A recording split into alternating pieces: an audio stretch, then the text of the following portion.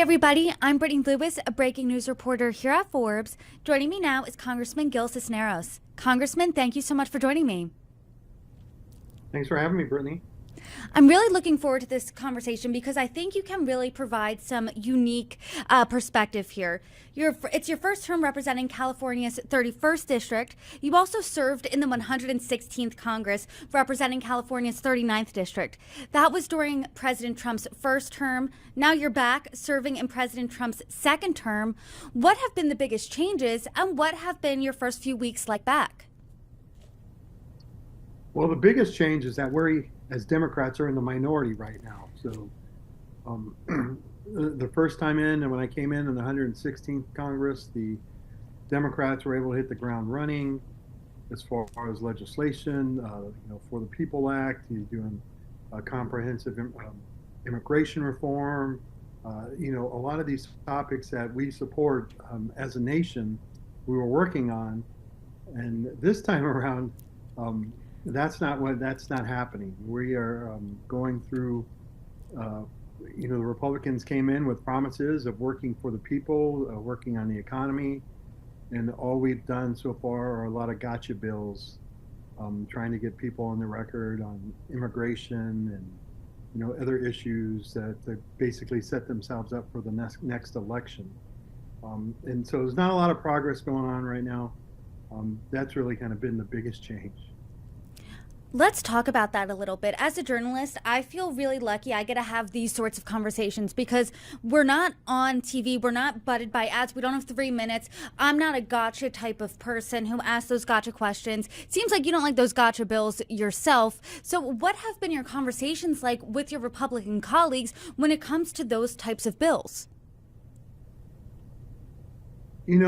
Look, we haven't really discussed those bills with them. They were in the rules package that came out initially. They had 12 bills that were already in the rules package that they've done. And that's really what's kind of been going through that we've been voting on right now. I see in the committee, the committee work, I ended up on the House Armed Services Committee, which is a similar committee I served on in the 116th Congress. I'm on small business as well.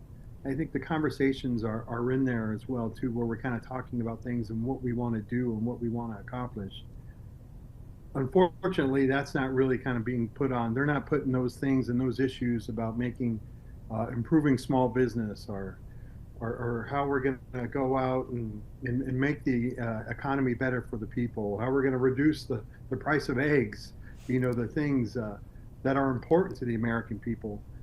Those aren't the issues that we're working on right now, that we're voting on. And, I'm hoping we get to that point. I would like to say, people in my district want, more affordable housing. They want lower prices. They want lower fuel prices, just like everywhere else. And so when we get to those issues, if we ever get to those issues, that'll, it'll be music to my ears. Let's talk about some of those issues that are your priorities. You brought up egg prices, and that's what everyone's talking about. Those items, those grocery store items that are costing more now than really it seems ever. One of my friends texted me a photo of her buying eggs, and I said, "How are you going to afford rent this month with that price?" I mean, it's a joke, but they are expensive. So, what are some of your priorities, especially when you're looking at this government right now and Republicans control all three levers in the House by a small majority, but they control all three levers of the government?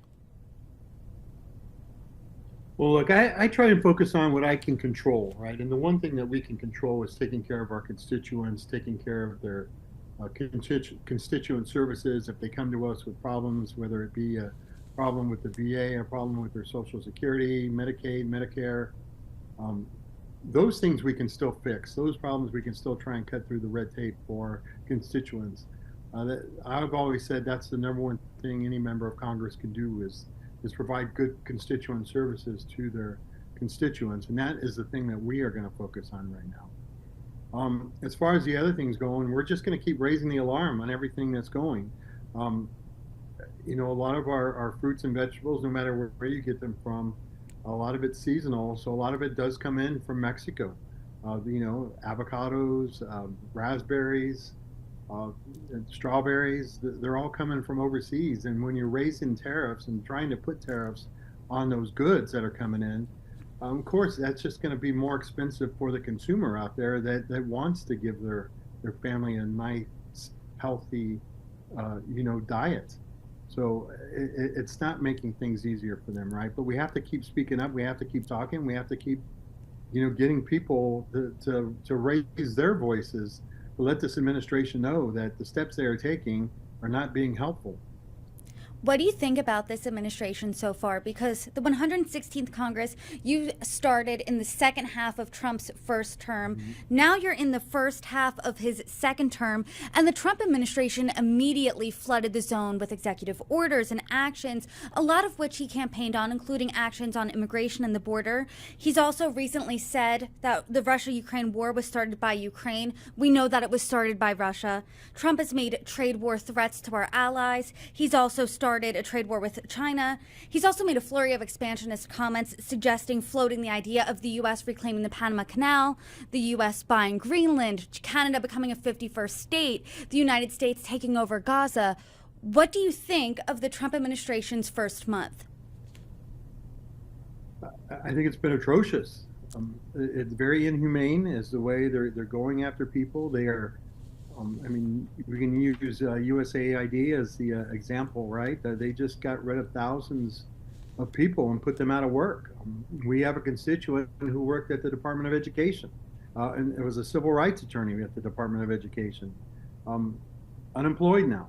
They're just going in there and cutting people with no concern for these people's livelihood, or for any concern as to what the effects are that removing these people has on the government.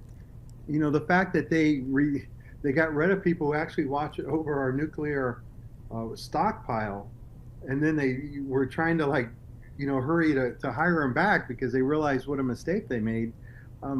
They're just going around with everybody wants something that's more efficient, right? We all try to be more efficient in our lives.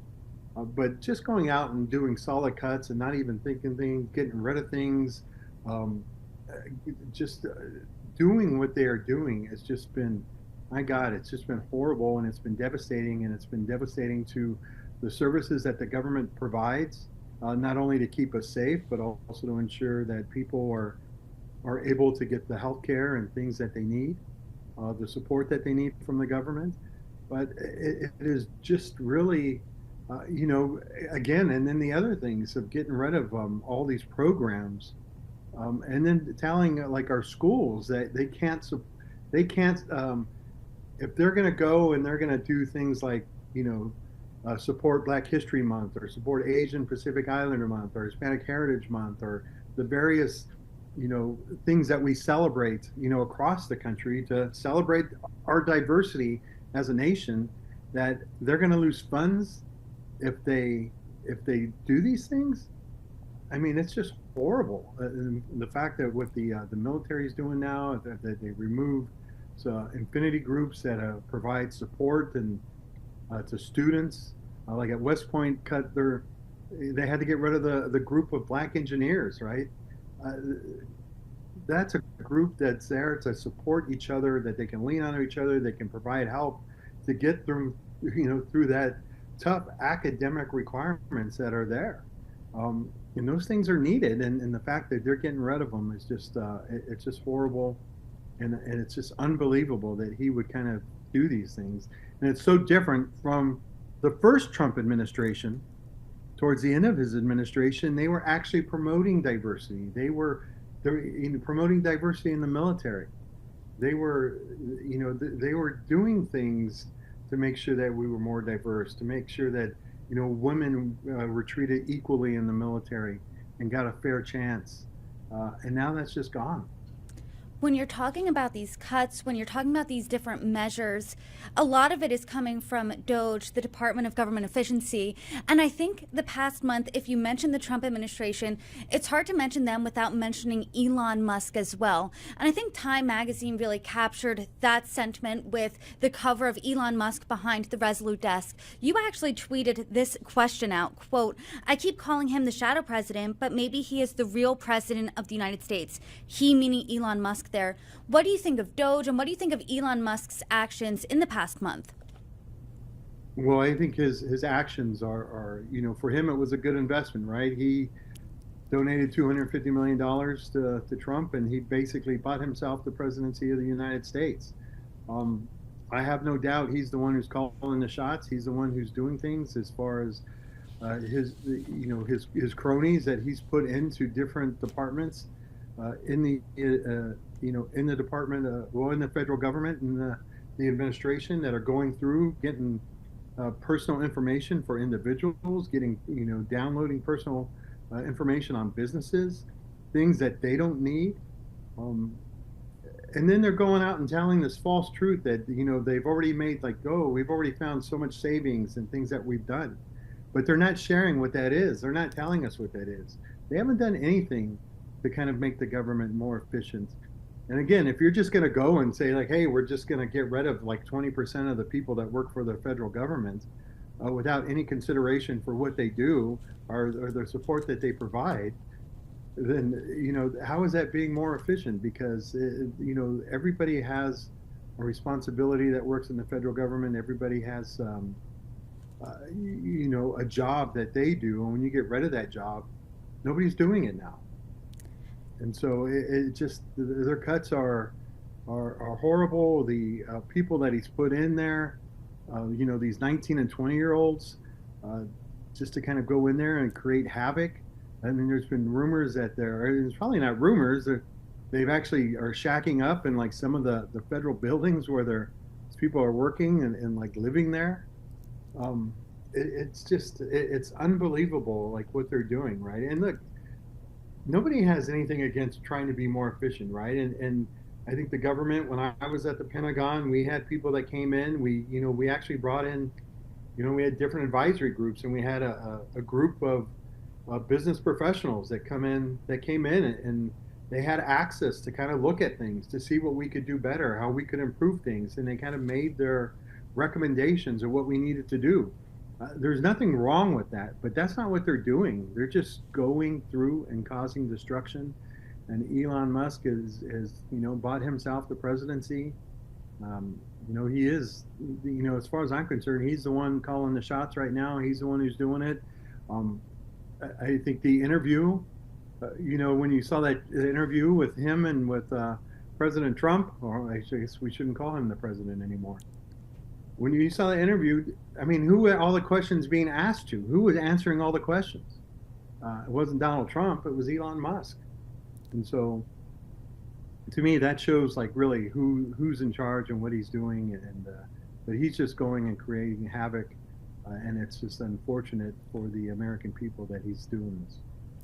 Congressman, I'm not going to lie, when I was trying to sit down and prep for this interview, decide what exactly I wanted to talk about, I mean, I couldn't cram it all in the time that we have, because there's everything from tariffs to immigration to DOGE, like we just talked about, and it's almost like a whack-a-mole. It seems like the Trump administration is really just blitzing with every possible issue under the sun here. So how are Democrats going to respond to that, to the Elon Musk of it all? I mean, what does that look like? Because I know that Democratic leadership has said they're not responding to everything. They're going to pick their certain fights and, like Chuck Schumer said, lay on the train tracks on those fights. Do you think that's the right approach?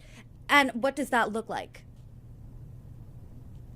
Well, I think it's hard to respond to everything, right? There's just so much coming out, and a lot of these things come out at night and on the weekend when, to catch people off guard.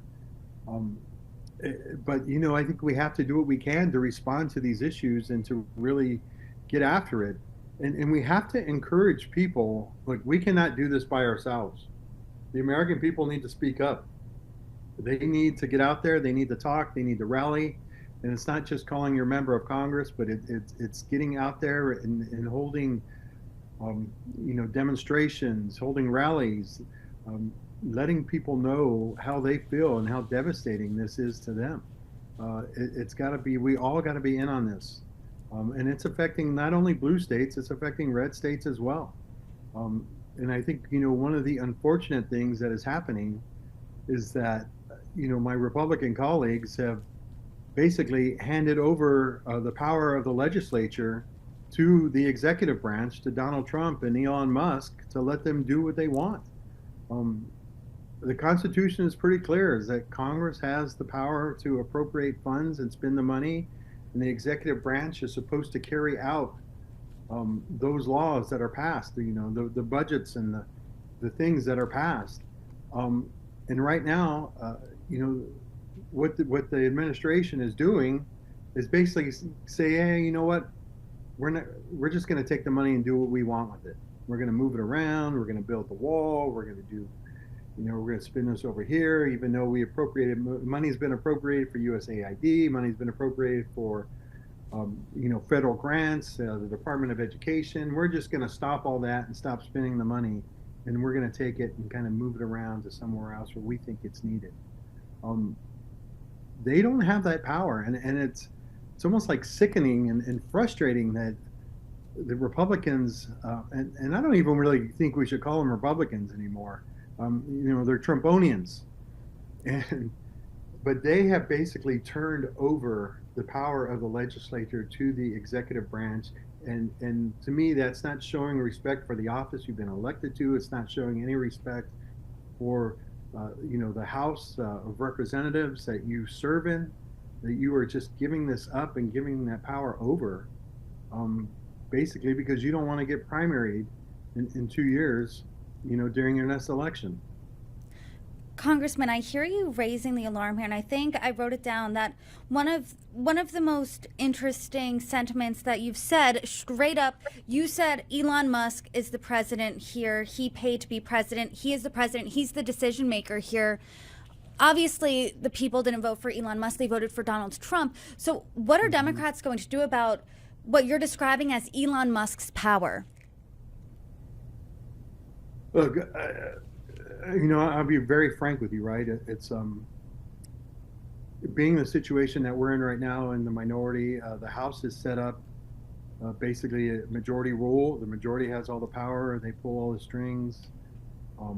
We just kind of have to follow along. I think, again, what we need to do right now, and the best thing that we can do, is just keep speaking up and raising our voice and letting people know that, we have an individual here who it wasn't elected.